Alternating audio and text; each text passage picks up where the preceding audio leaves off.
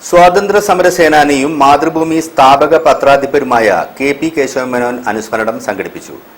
K P. Kesava Menon സ്മാരക സമിതിയുടെയും Kattangal Amala rural health സെന്ററിന്റെയും ആഭിമുഖ്യത്തിൽ നടക്കുന്ന ചടങ്ങിൽ MCC ലൈബ്രറിക്ക് കേശവമേനോന്റെ കൃതികൾ സമർപ്പിച്ചു.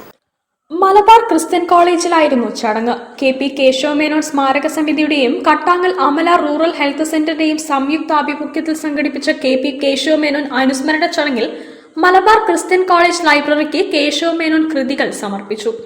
കെ.പി. കേശവമേനോന്റെ പൗത്രി Nalini Damodaran, Amala rural health centre director professor Varghese Mathew എന്നിവരിൽ നിന്നും Malabar Christian college principal professor doctor D സാജനും കോളേജ് ചാപ്ലിൻ റവറൻ ഹെമിംസ് ഹെർമനും ചേർന്ന് ഏറ്റുവാങ്ങി.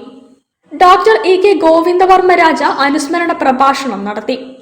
ചാത്തൂട്ടി നായർ എന്ന് പറയുന്നത് അന്ന് വൈക്കം സത്യാഗ്രഹം നടക്കുന്ന സമയത്ത് കെ.പി. കേശവനെ അറസ്റ്റ് ചെയ്തെന്ന് പറഞ്ഞപ്പോൾ അന്ന് മാതൃഭൂമിക്ക് വേണ്ടി ഫോട്ടോഗ്രാഫി ചെയ്യുന്ന മാതൃഭൂമിയുടെ സ്ഥാപക നേതാക്കളിൽ ഒരാളാണ് ടി.വി. ചാത്തൂട്ടി.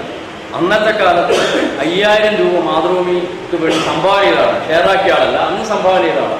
അവർ വല്ലാത്തൊരു ആത്മബന്ധമാണ്. ടി.വി. ചാത്തൂട്ടി എന്നാൽ വയസ്സുകൊണ്ട് 10-25-30 വയസ്സിന്റെ വ്യത്യാസം ഉണ്ടെങ്കിലും 25 വ്യത്യാസത്തിലേക്ക് വളരെ ആത്മബന്ധമുള്ളവരാണ്. കെ.പി. കേശവമേനോൻ സ്മാരക സമിതി ചെയർമാൻ പ്രൊഫസർ വർഗീസ് മാത്യു അധ്യക്ഷനായി. M. കേശവമേനോൻ, വിക്ടർ ആന്റണി നൂൺ, സമിതി general secretary Attakoya Pallikandi, R. Mini, Jose Bernandez എന്നിവർ സന്നിഹിതരായിരുന്നു. News bureau, Kozhikode. മുന്നാക്ക സംവരണമെന്ന പെരും കൊള്ളക്കെതിരെ ശക്തമായ